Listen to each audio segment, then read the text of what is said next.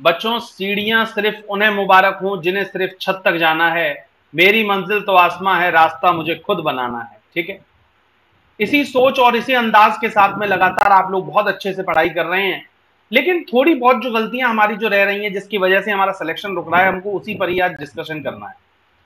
जैसे सबसे पहला जो मेरा आज का जो क्वेश्चन है, सवाल है, वो ये है कि which book is the best for reasoning.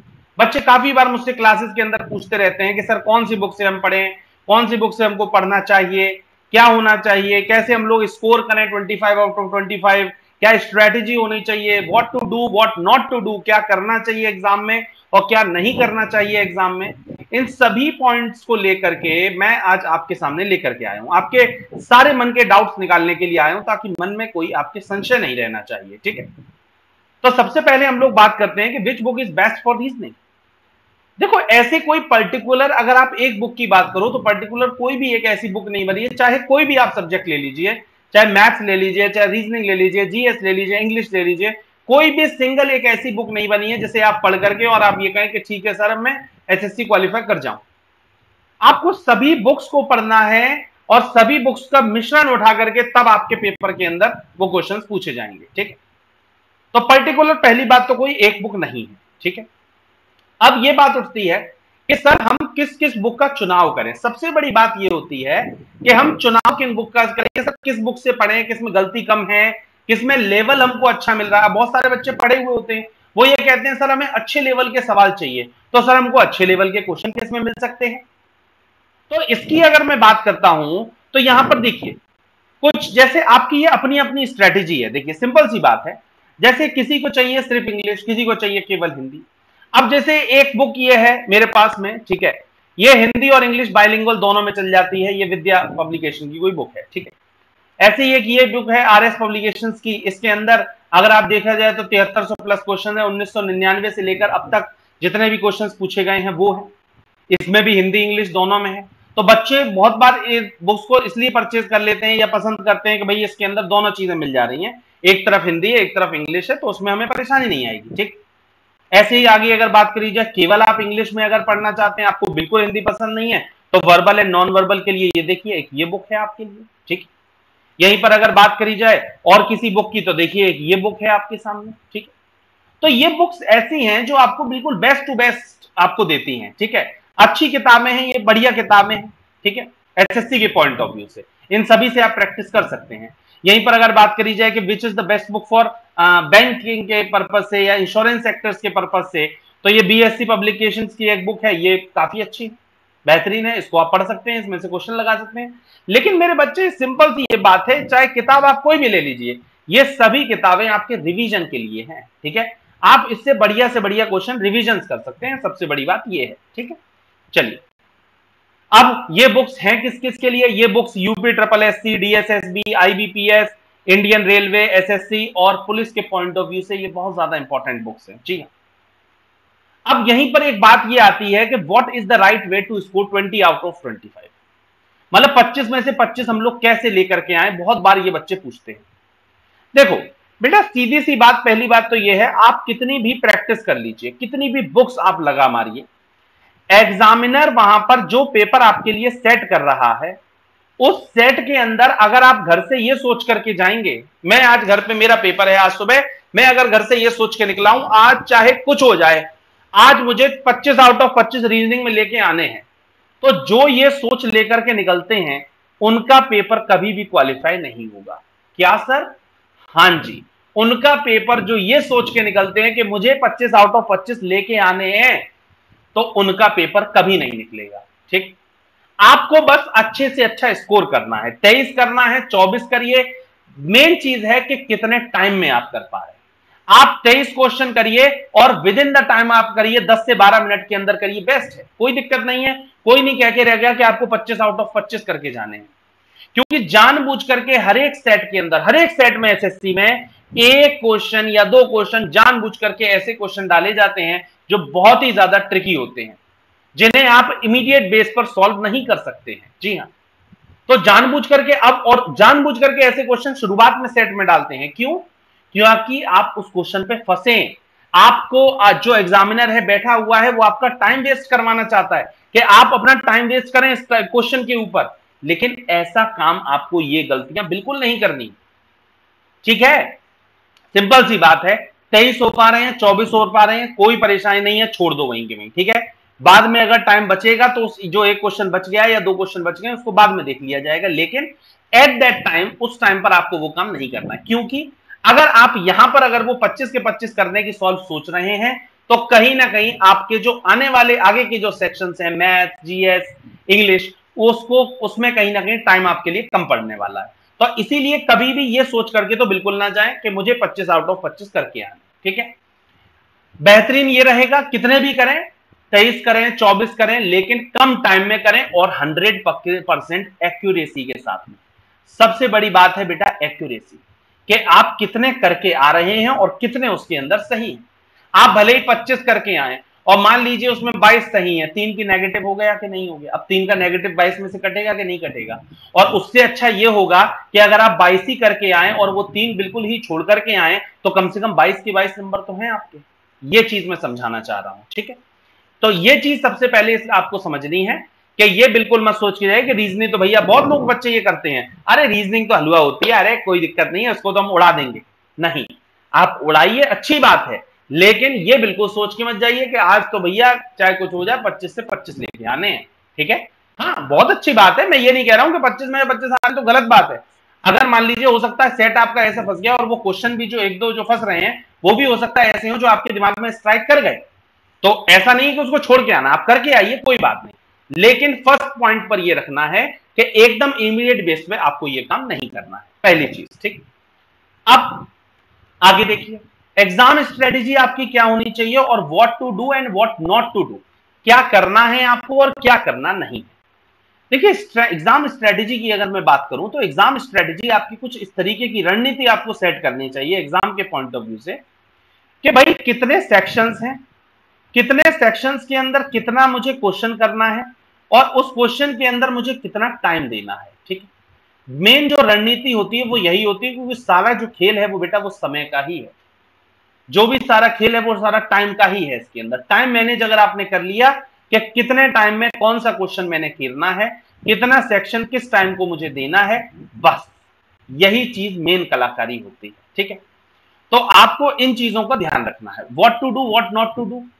अब इसमें क्या करना है और क्या नहीं करना है, जैसे एक पॉइंट जो मैंने आपको वो वाला बताया कि किसी भी सेक्शन में उतना टाइम नहीं देना है कि कहीं ना कहीं आगे का सेक्शन उससे सफर करे या आगे के सेक्शन में टाइम ना बचे, क्योंकि इंग्लिश का सेक्शन सबसे लास्ट में होता है, उसके लिए बच्चों के पास टाइम कम बचता है, उसको फिर ऐसे ही तुक्के लगाते हैं उसमें लास्ट में जाकर के, और वहीं पे पेपर जाता है बिगड़।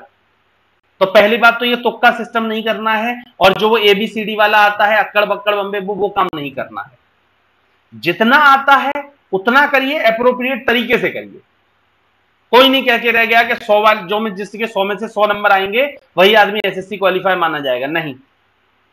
क्वालिफाइंग नेचर का पेपर है प्रीलिम्स, तो उसी हिसाब से आपको अटेम्प्ट करना है, बस।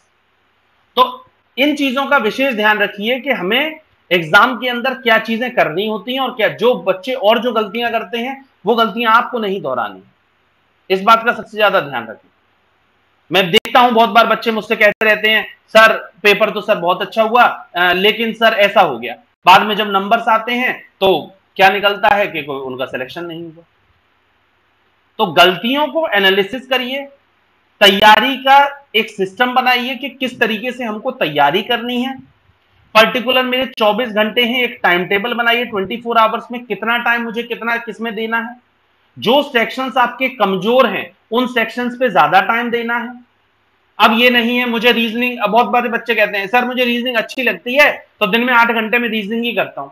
भाई तो 8 घंटे रीजनिंग अगर कर रहे हो तो 8 घंटे रीजनिंग से क्या 25 में से क्या 100 नंबर थोड़ी नहीं आ जाएंगे, नंबर तो क्वेश्चन तो 25 ही आने हैं ना उसमें, तो क्या ज्यादा नंबर ले आओगे क्या ज्यादा अच्छी रीजनिंग कर लोगे तो मेन चीज ये है आपको क्या अच्छा लगता है उससे फर्क नहीं पड़ता, आपको क्या नहीं अच्छा लगता उस बात से फर्क पड़ता है।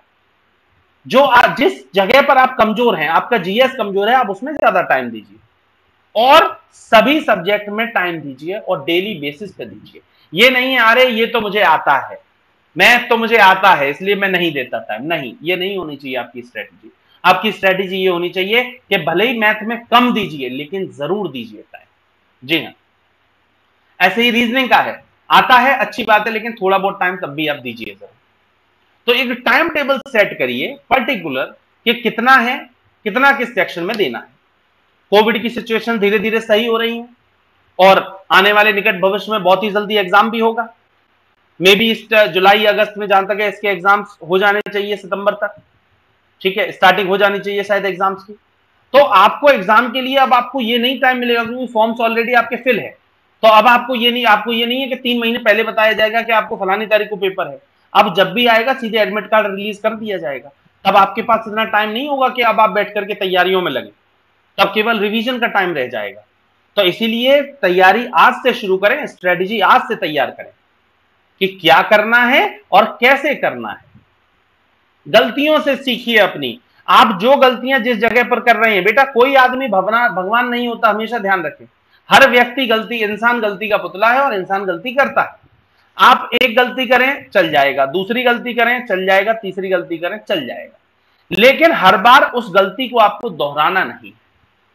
आपने पहली बार जो गलती करी उससे आपको कुछ सीखना है, उस गलती को अगले वाले पार्ट में नहीं करना है। अगले पार्ट में जो गलतियां करी वो नेक्स्ट पार्ट में नहीं करनी है। तो गलतियों से सीखते चलना है, बार बार उन्हीं गलतियों को दोहराना ये गलत है, गलतियां करना ये अच्छी बात है, क्योंकि गलती जब तक आप करोगे नहीं तब तक आप सीखोगे नहीं, सीधी बात ये है। तो इसीलिए प्रॉपर टाइम मैनेजमेंट बहुत जरूरी है। टाइम टेबल बनाइए और सिचुएशन को हैंडल करना सीखें अपने अकॉर्डिंग, ठीक है। बहुत सारे जिंदगी में आपकी परेशानियां होंगी, हमारी फीमेल कैंडिडेट्स हैं बहुत सारे, मेल कैंडिडेट्स हैं बहुत सारे, सबके कोई ना कोई परेशानियां होंगी, सबकी जिंदगी में कोई ना कोई परेशानियां रहती हैं।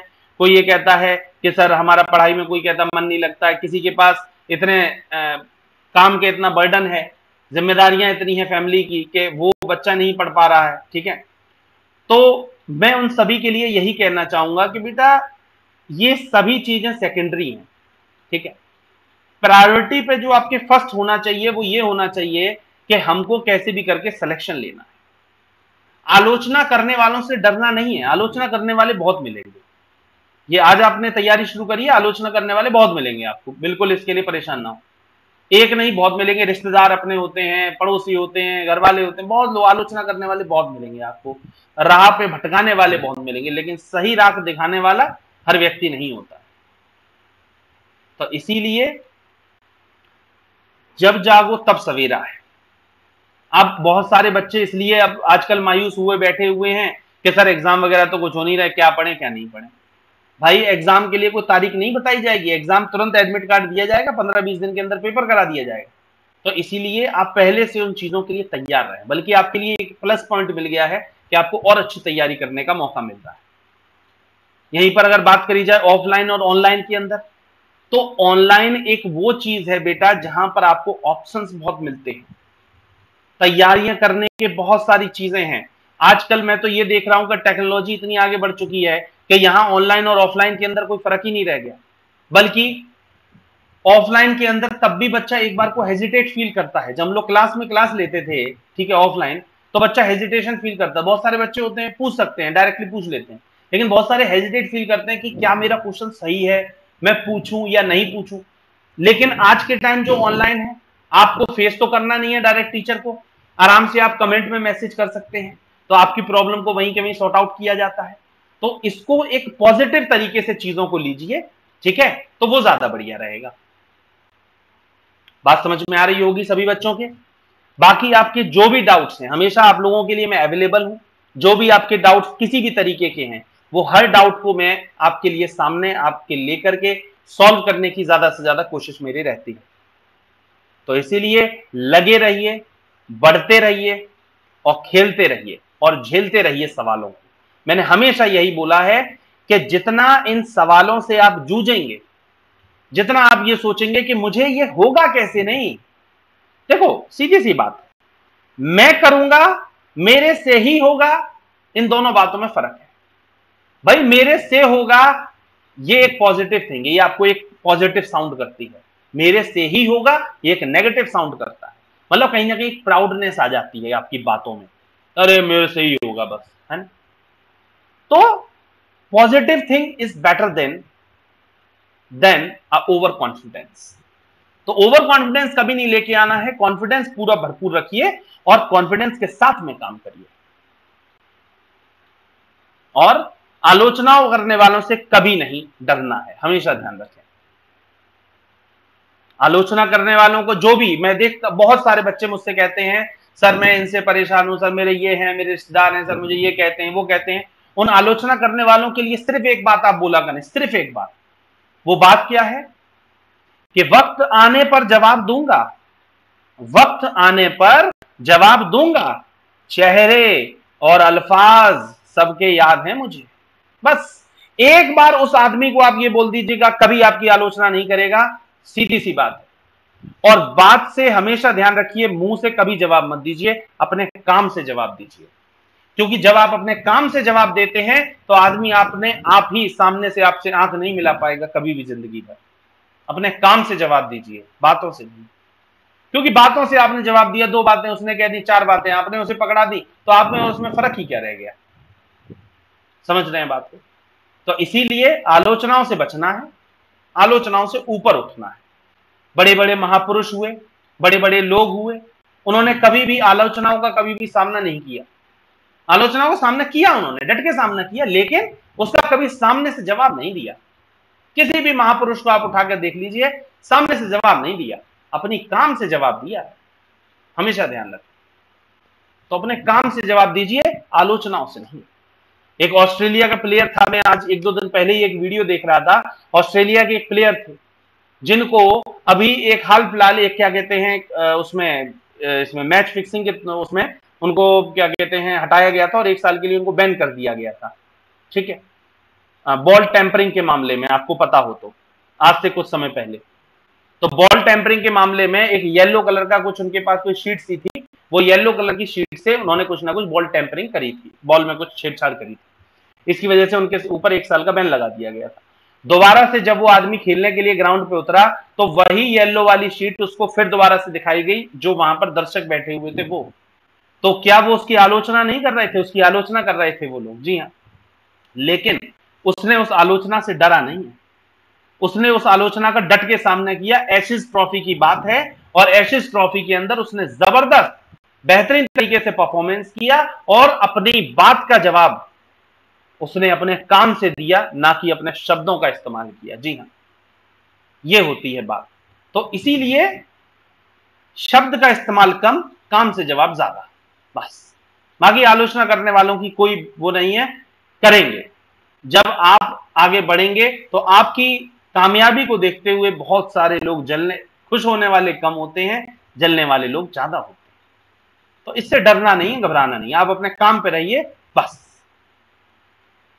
चलिए ठीक है, फिर ऐसे ही टाइम टू टाइम आप लोगों के लिए कुछ ना कुछ अच्छी मोटिवेशनल चीजें मैं सोचता हूं कि लगातार आप लोगों के लेकर आता रहा करूं, ताकि आप लोग इससे मोटिवेट रहा करें थोड़ा। ठीक है, चलिए ठीक है, फिर थैंक यू सो मच, बहुत बहुत धन्यवाद सभी लोगों का, और आगे मुलाकात होती है अगले वीडियोस में।